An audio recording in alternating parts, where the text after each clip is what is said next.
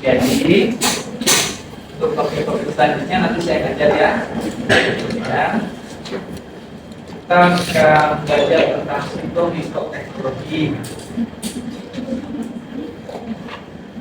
Terutama kita belajar nanti yang awal kamu harus tahu dulu patologi anatomi itu apa. PPA itu apa? Kamu kan sudah kuliah dulu di sini. Tapi kan belum tahu nanti ini apa. PPA itu laboratorium yang terutama sekali memeriksa tumor, kanker. Ya. Jadi di sini kita memeriksa jaringan tubuh, operasi, ada payudara, usus yang dipotong, kaki yang diamputasi, hati, prostat, semua yang dicurigai tumor, ginjal, macam-macam. Nah, agak sedikit berbeda dengan patologi klinik, kalian saudara. Di sini kita memeriksa jaringan dan cairan yang pada umumnya bukan darah. Ya. Jadi patologi anatomi itu adalah ilmu yang sangat dasar. Patologi anatomi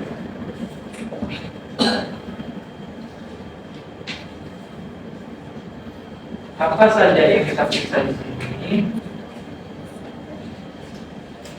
Sesuai namanya patologi ilmu yang mempelajari penyakit ya. Jadi kita di sini mempelajari penyakit terutama kanker, cairan yang kita periksa dan jaringan operasi. Oke. Cairan dan jaringan. Dua garis besar itu. Nanti yang mengajar adalah dokter Hadi untuk jaringan dan saya akan mengajarkan kalian memeriksa cairan. Ini kita nggak usah mengajarkan. Ini pengenalan aja. Nanti setelah itu baru topiknya satu persatu. Santai aja, kamu lihat aja. Santai ya. Apa gunanya kita periksa itu? Gunanya untuk bisa mengobati pasien. Misalkan seseorang dioperasi tidak diperiksa jaringannya dan ternyata itu kanker. Bagaimana kemudian dibiarkan karena tidak tahu, kemudian muncul lagi dan sudah metastasi seperti ke otak, ke liver, akhirnya tidak tahu. Seawal mungkin kita tahu, begitu juga kita bisa memberikan ya. Semuanya, kita semua termasuk dokter di ruangan kamar operasi, perawatnya, ruang khusus bedah, poliklinik, semua dari kita ini kerjasama tim. Tidak ada satupun yang dianggap tidak penting kan? Semuanya penting. Petugas pengantar jaringan patologi aja itu penting. Petugas pelabel aja itu penting. Karena pernah ada kejadian, seandainya ya, dulu sudah pernah tapi kita berhasil. Seandainya petugas itu lalai, ada dua operasi misalnya, dua operasi ya. Yang satu wanita umur 20 tahun, yang satu wanita umur 40 tahun. Jaringannya tertukar. Ternyata yang 20 tahun ini jadi terdiagnosis ganas. Yang 40 tahun minat. Padahal sebenarnya tertukar. Bagaimana dampaknya? Yang wanita 20 tahun ini diangkat payudaranya. Yang 40 tahun dibiarkan dan nanti bukan bisa muncul lagi. Hanya karena kesalahan label. Hanya karena pada saat memeriksa tidak di cross check ulang. Ya, itu saya bilang sangat penting. Bagaimana kemudian kita bisa mengembalikan waktu? Tidak bisa kalau di patologi anatomi. Kalau kalian flebotomi ambil darah, caranya kok darahnya ini lemositnya tinggi sekali, coba cek ulang, ambil lagi, ya kan? Lemositnya rendah sekali, cek ulang, ambil lagi, nggak terdilusikan dia, ya kan? Kalau di sini sudah dioperasi, kok ganas atau enggak ini ya nggak jelas ini. Coba ambil operasi lagi, tidak mungkin. Ya, operasi satu kali. Karena itu kita semua minta kerja. Jadi yang kita terima di sini jaringan dengan wadah yang tertutup dengan identitas jelas. Oke, identitasnya jelas. dengan lembar pengantar. Kami di sini tidak memeriksa jaringan yang berasal dari bahan yang tidak jelas. Pernah dulu ada orang datang ke sini ingin memeriksakan daging yang ditemukan di belakang rumah karena dia curiga itu daging manusia, kasus kriminal.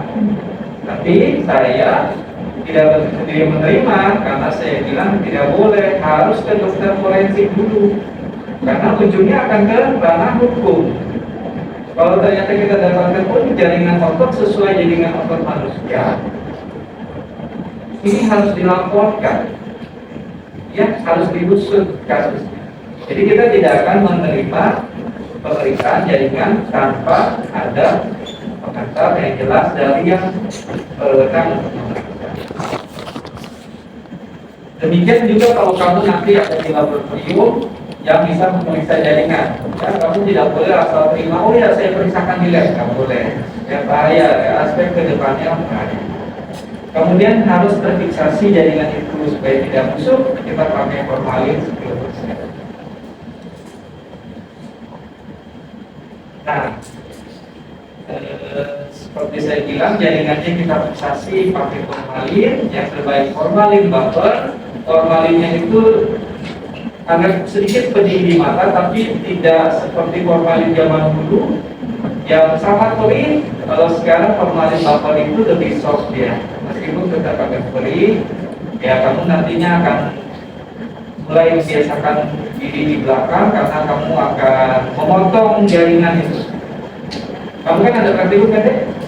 Ya nanti akan melihat cara memotong, mungkin dapat kesempatan memotong usus, potong payudara, dia tumornya yang mana, dasarnya yang mana, kerja getah benihnya yang mana, mengambil prostat, ya. Satu yang saya pesan, kalau kamu ada jaringan, jangan selfie dengan jaringan. Ada yang suka, ada yang dapat kaki, amputasi, saya foto. Wah, nanti kamu didatangin orangnya.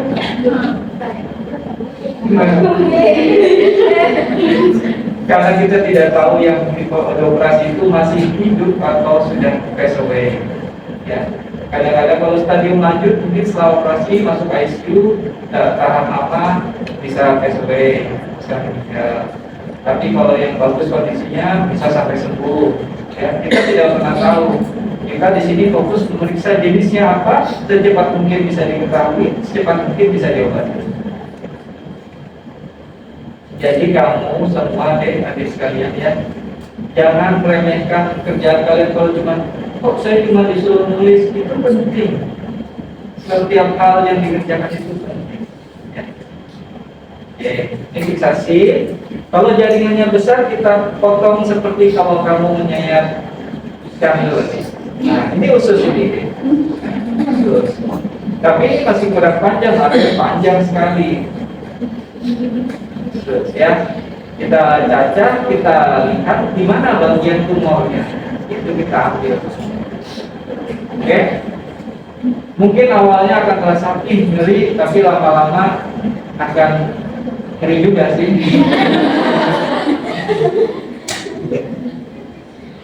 Kalau kamu sadar bahwa kalian diajarkan ini bekerja untuk menolong orang, berbuat amal kebaikan, hal seperti ini bisa. Ya. Jadi tidak akan merasa jijik karena ini bagian tubuh manusia yang kita ingin tahu, supaya dia bisa diobati.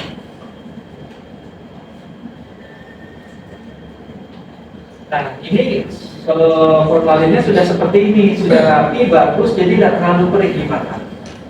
Dan kita sudah punya alat penyedot udaranya sehingga dia tidak langsung kena ke mata. Ya, jadi lebih aman buat kalian, lebih safe. Tapi tetap berhati-hati, kalau di belakang tetap pakai APD yang bagus, pakai handscoon, pakai masker ya. Kalau tidak pakai handscoon, pakai masker ya, itu artinya dari SOP kalian sudah tidak sesuai prosedur. Kalau nanti ada apa-apa ya susah ya. Kecipratan, kalau bisa mata juga harus hati-hati, jangan sampai kecipratan. Buatan cairan, kadang-kadang kista itu kalau dipecah cairannya mudah, tapi di dindingnya penelitinya di sana sudah tahu kalau kita biasanya mereka jauhkan. Tidak akan kalian dibiarkan sendirian. Nah ini, kalau kita fiksasi seperti ini, kita langsung tahu, oh ini ganas. Jenisnya jenis ductal, karsinoma. Oh iya, oke. Pengobatannya kemoterapi, langsung. Kalau ini tidak difiksasi, ini apa ya? Jenisnya apa? Apakah ganas atau cuma infeksi? Tidak kelihatan. Kalau kamu lihat bedanya, gampang ini kan? Ini agak sulit, ampun. Dari sisi pertama, kalau kita sudah salah memberikan fiksasi, artinya sudah salah untuk mendiagnosisnya. Kemungkinan besar sulit. Nah, kadang-kadang nanti kalau kalian di daerah atau di sini kerja di rumah sakit, ada beberapa keluarga yang ingin memotong jaringan operasi mio. Dok, suaminya ya, saya mau foto dulu sebagai bukti. Ya, biasa dikasih kesempatan tapi hanya beberapa menit, karena sebelum 30 menit sudah harus difiksasi. Kalau lebih dari 30 menit difiksasi biasanya sudah ada yang busuk. Ya, jadi kasih waktu sebentar, kan nggak mungkin foto-foto lama banget, memangnya dilukis, nggak akan gitu. Nah, kalau anjuran kami sih, kalau seperti itu terus sebaiknya tidak usah lagi, karena orang sekarang sering sekali foto habis itu posting, nanti komentarnya banyak gak jelaskan. Komentar antara foto dan komentar gak nyambung kadang-kadang. Semakin gak nyambung di capture, dikirim ke yang lain, makin gak nyambung lagi. Dan mereka katakan itu apa? Hoax. Padahal menurut saya itu apa? Fitnah. Apa bahasa halusnya fitnah sekarang? Hoax. Setiap hal yang kita lakukan bohong, kita bilangnya hoax. Padahal itu fitnah. Setiap hal yang kita lakukan berbohong, kita bilang tren. Padahal itu fitnah. Ya kan, berapa banyak orang yang jadi korban seperti itu karena kata-katanya diperhalus. Ya, nah, kamu generasi muda, saya juga muda. Kamu generasi muda, ya kita sadar-sadar lah. Yang kayak gini, memfoto pasien, jangan. Ya, pasiennya kalau mau foto, keluarganya kasih tahu ini jangan. Karena bagaimanapun dok ini buat dokumentasi saya sendiri. Begitu HP-nya dipegang yang lain, bisa disebarkan juga.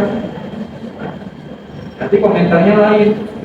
Kita mau ingin memeriksa pasien untuk kebaikan pasien, nanti komentarnya nanti, wah gara-gara diperiksa nih jadi kanker. Nah, sebelumnya memang sudah kanker dia kan, kita periksa jadi ketahuan, tapi komentarnya gara-gara diperiksa jadi kanker. Berapa banyak orang yang akan terpengaruh yang tadinya punya gejala kanker nggak berani periksa. Ya, nah hal-hal seperti itu yang kita hindari. Ya, kita orang medis harus lebih aware. Ini sederhananya bagaimana jaringan diangkat, jaringan payudara, dipotong kecil, kemudian dimasukkan satu alat nanti. Kamu akan lihat banyak alat di sini. Kamu jangan pedulikan dengan mereknya. Saya tidak akan menanyakan apa merek alat itu, tapi cara kerjanya. Ya, karena pada prinsipnya alat-alat itu cara kerjanya sama. Mulai dari dehidrasi, clearing, infiltrasi, itu ada prosesnya. Nanti detailnya akan diberikan di pelajaran berikutnya. Tapi alat itu ada di sana, tinggal masuk, besoknya selesai.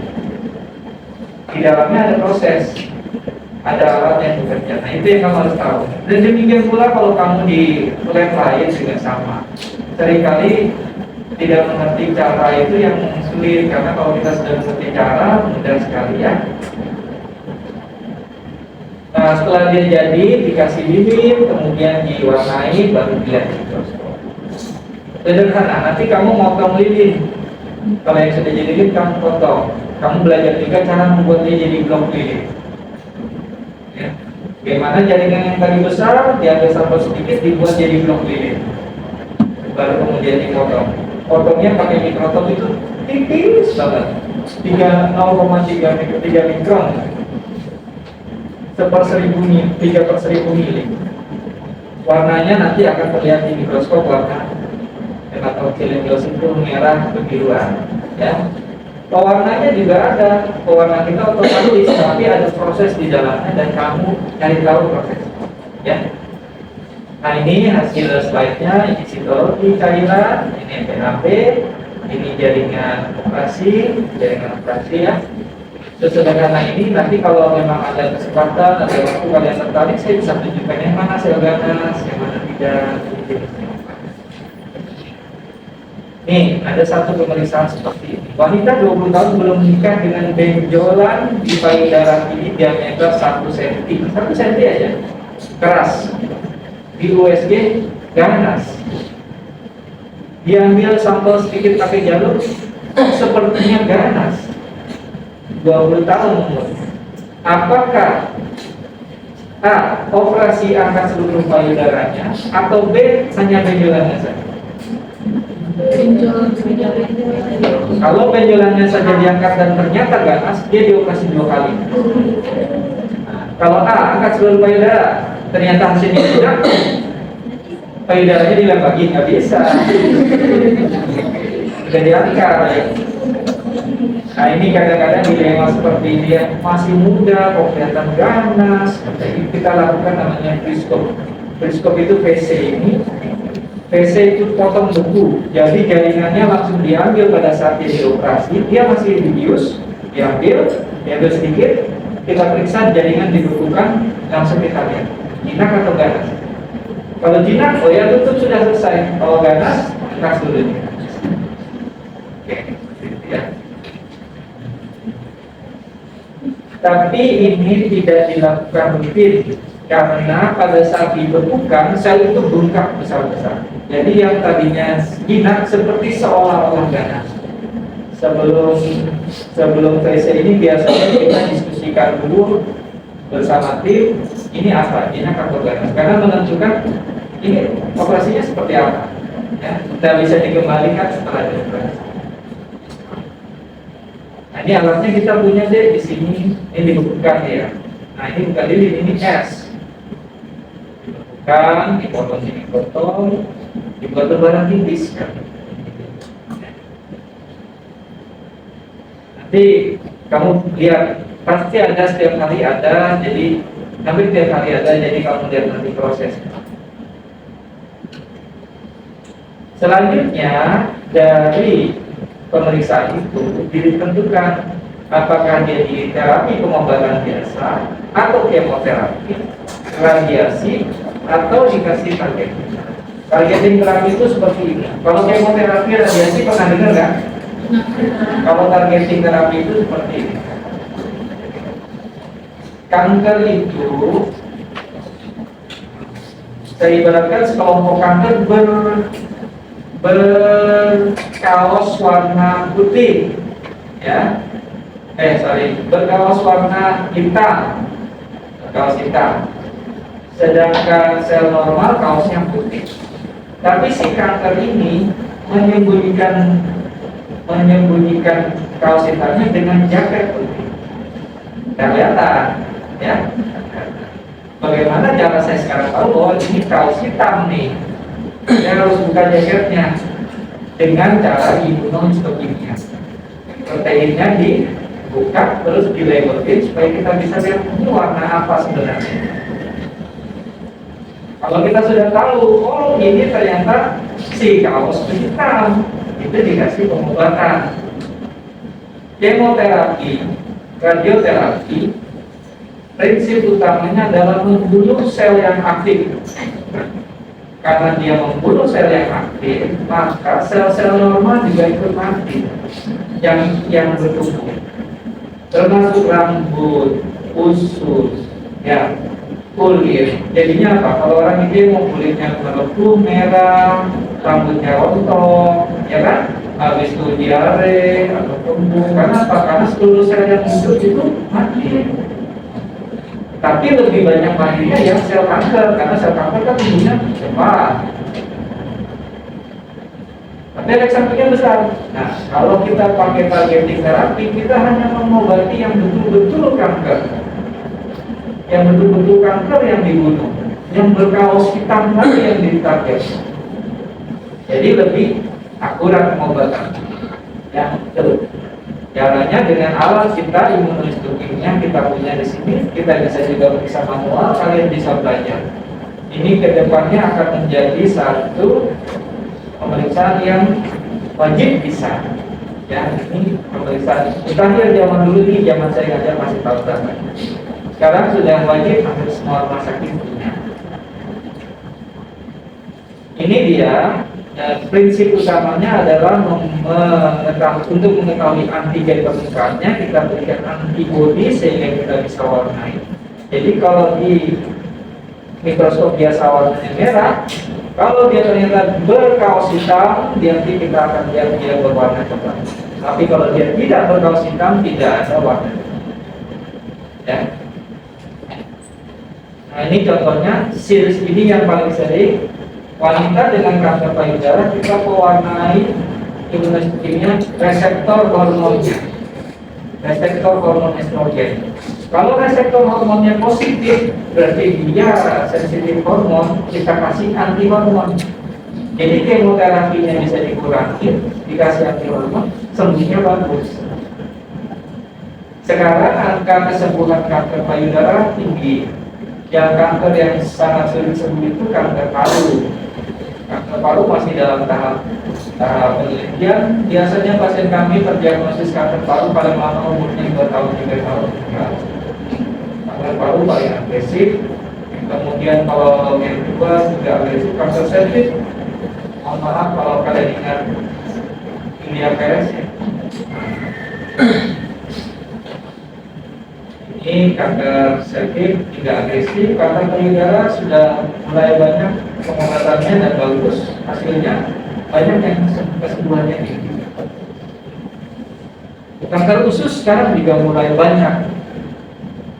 Anak-anak usia 20 kemarin 22 tahun kanker usus. Yang sebelumnya yang jadi kasus itu umur 9 tahun. 9 tahun.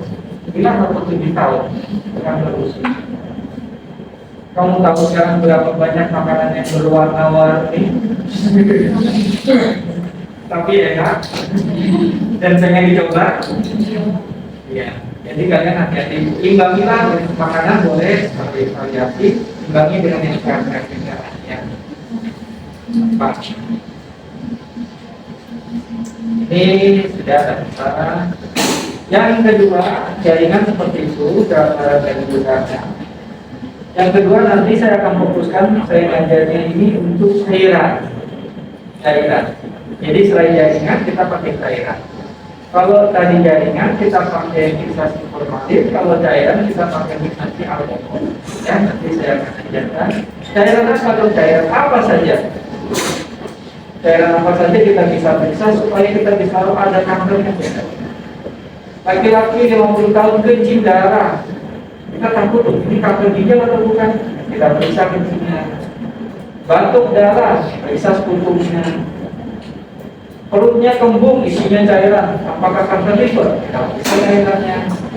Ya. Dan bisa nafas, sesak nafasnya, ada cairan di paru-parunya banyak. Kita ambil cairannya, kita periksa cairannya. Ada faktor parunya. Oke, cairan. Kemudian pemeriksaan lain adalah pap smear. Pap smear ini untuk kanker serviks seperti yang saya bilang, yang dilihat pada salah pun. Jadi biasanya pemeriksaan itu baru akan ngetren, baru akan orang waspada setelah ada apa coba? Ada artis gitu. Ada artis. Kepala hari siapa ya yang ada gejala payudara dia? Ada Pak artis muda kok. Habis itu banyak yang datang di sini periksa. Ada gejala. Karena sebelumnya merasa nggak apa-apa begitu ada di berita. Udah ini ya langsung datang. Begitu dulu almarhum juga ada kanker serviks, banyak yang periksa Pak. Begitu sudah lama kasusnya hilang, dan sudah kurang lagi orang. Itu kesadarannya kurang kalau belum ada yang terutama artis sih karena kan influencer kan sebagai role model. Jadi ini nanti kamu belajar pap smear itu bagaimana, apa yang dilihat ya.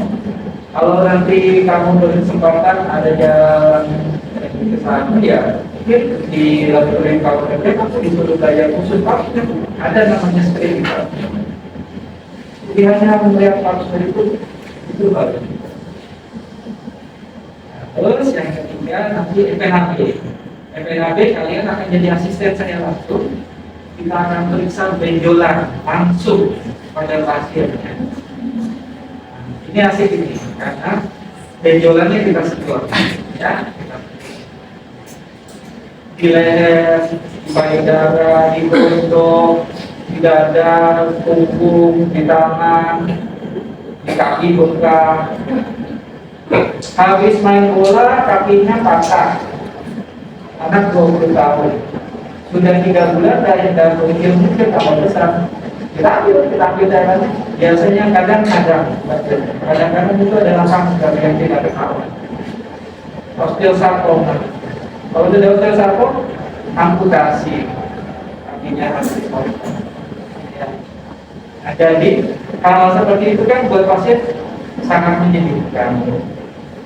Kalian saya harapkan waktu kalian nanti jadi pendamping membantu kami dan selain itu ikut memproses, melihat, melakukan pengedepan dan sebagainya. Jangan pernah bersuara ini ya. Biasanya kalau melihat pasien itu ada maminya, payudaranya berkulkus-kulkus, berborok sudah. Jangan.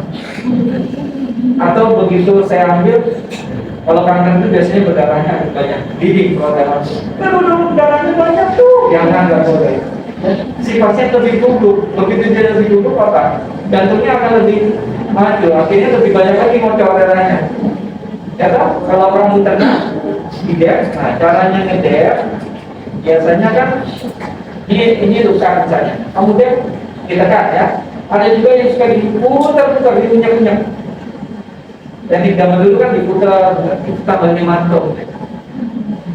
Sama kalau kamu beli botol, kalau kamu gitu, dimantung dia. Kamu tekan aja, tekan sabar aja, dia akan berhenti. Kalau pada dasarnya pembuluh darahnya rapuh ya akan memantau. Tapi kalau kamu tambah putar, pecah dia, ya, jangan diputar, tekan. Kalau satu tidak cukup, pakai 2. Kapas alkohol 2 cukup, pakai 3. Udah. Kenapa kapas alkohol? Karena alkohol itu kan dingin. Dingin kan vasokonstriksi. Pembuluh darahnya menyempit, mengecil. Jadi dia cepat hilang pendarahannya, cepat berhenti. Tapi kalau kamu pakai kapas biasa, dia agak lama. Ya, kapas alkohol. Yang nggak boleh kapas alkohol di mana? Kalau di dalam mulut jangan. Ya. Itu kapas biasa mau tidak mau, lalu suruh kumur air dingin. Ya, banyak tekniknya. Dan tidak boleh panik. Pokoknya jangan panik begitu keluar darah, jangan panik. Kadang-kadang di sini di pembuluh darah, kalau raba di leher ini ada dekat, itu arteri. Di sini sering ada perjalanan bening besar. Nah, jalur satu ini kita ambil. Kalau jalurnya kelebihan sedikit kena arteri, darahnya cor itu saya paling ditekan aja. Ya mungkin agak lama, kalau yang di situ bisa sampai 5 menit kita tekan terus berhenti. Tapi berhenti. Jangan sampai. Saya pernah dulu FNRT sumur payudara. Wanita sudah umur 40-50 tahun, sudah luka, dia dirawat sendiri di rumah, sudah luka, pergi ke alternatif, dikatakan sudah rontok ini, lupa sudah kulitnya, sisa dagingnya. Saya kenapa? Masuk jarum, ada bergerak. Saya tanya, Bu, kenapa sakit ya? Gak terasa, ototnya itu bergerak. Setelah saya perhatikan tahu jantung. Nah sudah Bu, padahal jangan. Nanti kalau saya begitu, tidak dia mati atau apa. Memang kadang-kadang banyak yang seperti ada yang seperti itu. Neglected case. Jadi dia sama keluarganya karena sudah terlalu berbau, keluarganya nggak mau jaga. Keluarganya sudah mengabaikan. Kalau karena dia bau kan bau, kamu kalau nanti ketemu bau pas kamu itu khas bau itu ada bau menyengat. Biasanya di ruangan di bawahnya dikasih kopi itu untuk mengurangi baunya. Tapi kalau kita cepat diagnosisnya, cepat dioperasi, saya ambil. Ya. Oke. Apa keuntungan kita dari sitologi ini? Tidak traumatik, jadi tidak seperti operasi lukanya banyak sekali kita tidak. Tidak perlu virus, tidak perlu. Kalau virus itu kan pasti disuntik banyak area atau paling nggak dia pakai harus itu.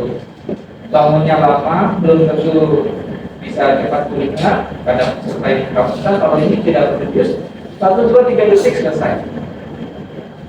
Nanti kalian yang mewarnai, ingat mewarnai kemudian kamu kalau mewarnai ingat-ingat kalau slide-nya itu jangan sampai kebalik atas dan bawahnya, karena kalau kebalik nggak bisa diperiksa, kita ngambil ulang sampel itu sulit, ya. Dan biasanya ini diagnosisnya selesai dalam 1 jam, 2 jam paling lama sudah tahu. Dibandingkan operasi berjam-jam baru tahu, berhari-hari baru tahu, kalau ini langsung. Kemudian relatif murah, biayanya dibandingkan operasi jauh sekali, karena peralatannya lebih. Cara lain kita periksa dahak, urin, infusi, semua cairan 1:1 dengan alkohol. Ya, nanti saya ajarkan bagaimana tidak. Nah ini yang FNAP, saya pakai jarum halus kita ambil. Yang penting benjolannya teraba, kelihatan. Itu aja. Kalau nggak kelihatan, di dalam paru kita ambil, di dalam hati kita ambil. Kecuali ovarium yang tidak kita ambil. Ovarium kalau kita ambil kan pecah dia, pecah di dalam dia akan nyebar. Jadi tidak diambil. Tapi kalau paru-paru rutik masukkan ke dalam jarum. Yang penting dia kelihatan. Kelihatannya di mana? Di CT scan. Di CT scan kok ada di sini. Masukkan jarum pada saat CT scan.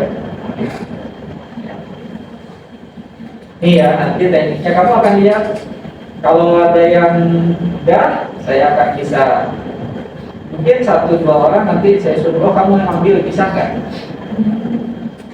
Nanti kamu kalau masukkan jarum, jangan kamu bilang gini ya dok, sudah ya, jangan begitu langsung ambil, tidak boleh di tengah jalan dari jarumnya di dalam baru benar ya gini dok, tidak boleh. Nanti lihat dulu, kalau orang nggak boleh jangan ya. Ini perlu pengalaman. Awal-awal memang agak dulu pengalaman. Ini jarum masuk, kita munculkan, kita ambil sampelnya, kita munculkan. Sederhana sekali. Sederhana. Yang menyulitkan itu hanya psikologis pasien karena takut, posisi tumornya yang dekat pembuluh darah. Itu aja. Yang lain-lainnya lebih mudah. Sama yang ketiga, kadang konsistensinya dia keras, kadang dia keras. Nah ini contohnya, ini anak-anak masih umur 11 tahun, TBC, TBC kelenjar getah bening, ya, disedot isinya nah. Nah kalau seperti ini orang tuanya kan jadi lebih tidak khawatir karena cuma infeksi, bisa dikasih obat, tidak perlu operasi. Tapi kalau dia ada benjolan, sekarang siapa di antara kita yang kalau ada benjolan tidak khawatir? Pasti khawatir.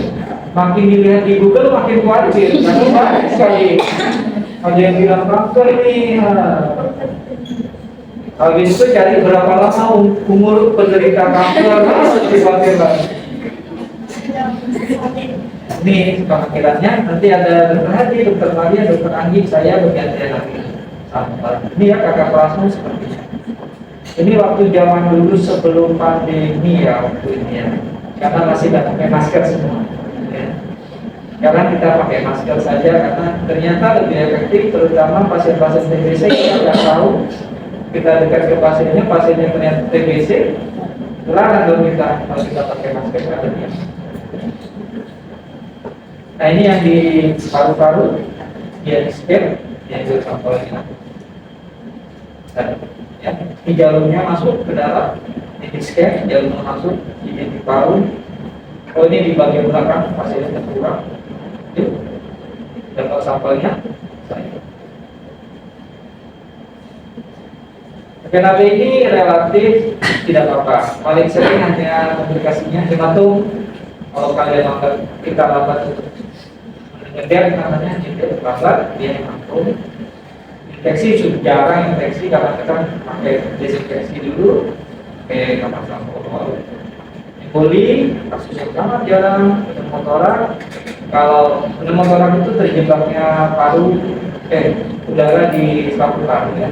Tapi ini kalau pasiennya baik-baik saja dikasih oksigen dia sembuh. Pengambilan sampel itu tidak bikin jadi penyebaran, tapi yang tidak boleh seperti tadi iska kalium ya.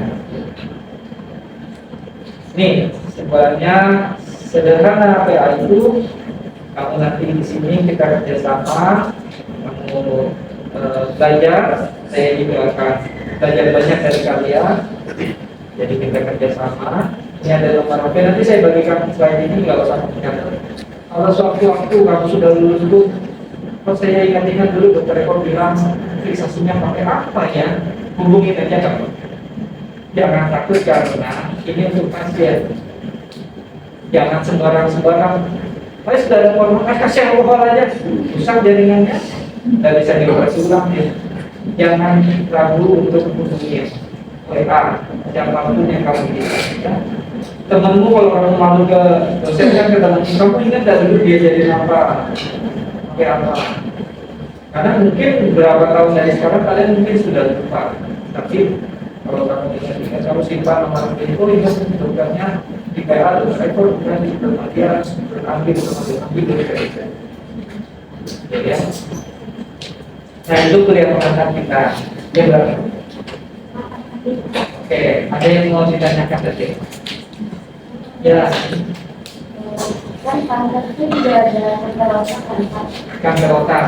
Itu mengambil salurannya kayak Oh, kalau kanker otak pertama dia harus operasi. Yang kedua, kalau dia ada cairan yang tersumbat, misalnya kamu pernah lihat anak-anak yang kepalanya gede, yang matanya di ke bawah itu sumbatan di testikel, jadi cairannya membesar. Sumbatan itu kadang-kadang oleh karena tumor. Kita periksa cairannya. Cairan otak itu kan harus dikeluarkan. Kalau enggak, orangnya caranya jadi buat syak perut kan, dibuat syak perut. Cairannya itu kita periksa untuk tahu jenis penyumbatnya. Kalau dia tidak ada bentuk cairan, mau tidak mau harus dioperasi karena tidak mungkin dia BNAB. Jarum nggak bisa nembus kepala. Jadi dia bolongin dulu. Nah di sini kita. Kalau dia sekalian bolongin, sekalian dia biasa ambil, kita periksa. Bisa, semua jenis kanker bisa. Satu yang tidak boleh juga dilakukan itu tai lalat ganas, melanoma. Tai lalat ganas. Kalau kamu punya tai lalat, setiap orang punya tai lalat. Kalau dia jadi membesar, jadi nyeri, gatal, berubah warna, tepinya tidak teratur, hati-hati itu melanoma. Melanoma biasa tidak ditanya, tapi kecuali dokternya sudah siap, klinisnya siap, kalau MNAB ganas langsung operasi. Karena ini cepat berkembangnya. Kadang-kadang video nanti kecil 1 cm tapi sudah melasasi kontak dan dalaman tinggal melanoma. Kamu ingat kalau punya tai lalat ya, dipelihara baik, dirawat, dijaga baik-baik supaya faktor resikonya adalah kena sinar matahari. Jadi kalau tai lalat itu terpapar sinar matahari terus, dia mungkin bisa bermutasi. Kalau dia nanti pampau besar, gatal, tepinya tidak rata, berubah warna, itu aja. Jangan. Tapi kasus itu untuk orang Indonesia, orang Asia jarang. Orang Eropa yang sering. Orang Eropa itu kulitnya lebih sedikit melanositnya, jadi dia tidak tahan UV. Kalau kita ini relatif banyak, jadi kita lebih tahan. Tuh, kalian berberapa ini? 40? Satu. Mari saya usulkan ke kelas yang A. Nanti kuliah berikutnya kita hari Sabtu ada mau nggak? Sabtu jam 9. Jadi setelah kuliah kamu bisa ke mall bebas. Kan ada kuliah kan Sabtu kan? Nah, baju bebas, nggak usah pakai seragam, ya. Baju bebas, mau kaos juga nggak apa-apa. Jadi kalian setelah itu bebas mau. Ya, ini kira-kira 40. Udah sehat ya? Cukup nggak ya? 40. Dulu 100 bisa 100. Tadi nggak beberapa sih. Harus bisa. Nanti kita lesehan aja. Tapi saya mohon maaf, saya duduk karena kaki saya habis futsal robek.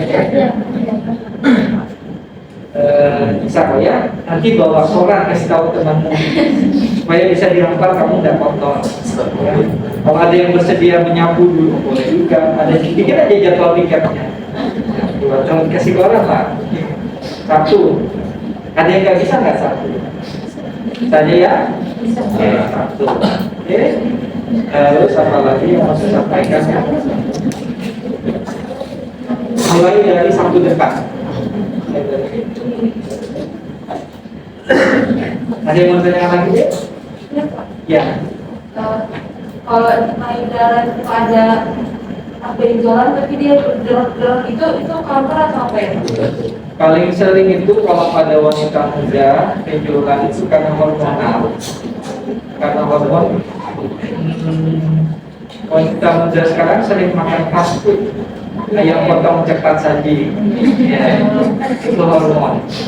Itu hormon, begitu kita kan ayamnya disuntik supaya gemuk kan, begitu dia gemuk kita makan hormonnya masuk ke tubuh. Kalau payudaranya sensitif akan jadi benjolan. Bisa menetap, bisa juga menghilang sendiri. Kalau dia menetap, yang paling sering itu PAM, tumor minang. Tapi PAM ini kalau dibiarkan bisa menjadi kanker juga. Jadi kalau begitu sudah menemukan dia teraba, sebaiknya diperiksa. Yang pertama keuntungannya kalau dia masih kecil dan itu PAM, diangkat operasinya operasi kecil sekali. Tapi kalau kadang-kadang ada yang datang sudah 3 cm, itu operasinya harus buka besar. Nanti ada bekasnya. Kalau 1 cm, paling seminggu 2 minggu 3 bulan hilang nggak ada tanpa bekasnya. Yang kecuali ada bekas keroid. Tapi kalau nggak ada bekas, tapi kalau 3 cm kan pasti ada bekas nanti. Bagus kayaknya. Kayak juga kalau 1 cm kan masih rapi. Ya, itu paling sering hormonal. Coba mengatur pola makan, biasanya dia bisa hilang. Kalau tidak bisa hilang, baru seringnya itu Pak. Kamu bisa searching di internet, fibroadenoma mammae, fibroadenoma mammae. Tapi tidak usah sampai yang kamu lihat-lihat nanti. Kalau ganasnya gimana, ganasnya jadi khawatir biasanya. Banyak kok, tidak usah khawatir, kamu jangan bingung. Saya tiap hari periksa saya kan di sini di Lisgahayu sama GP. Tiap hari ada, pasti ada. Yang paling muda umur berapa kemarin? 13 tahun sudah ada penjualan. Makanannya tiap hari fast food. Ya, itu.